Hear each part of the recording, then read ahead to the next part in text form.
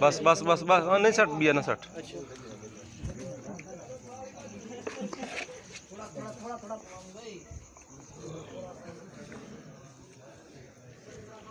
لچا گیا جڑا کھانے جی جی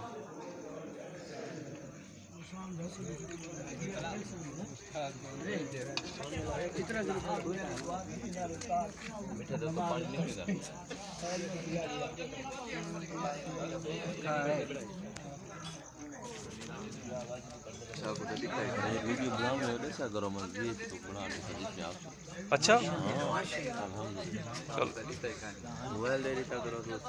ٹھیک ٹھیک ہے یہ دو ترا تر منٹ دینا بڑے نہ رہے گا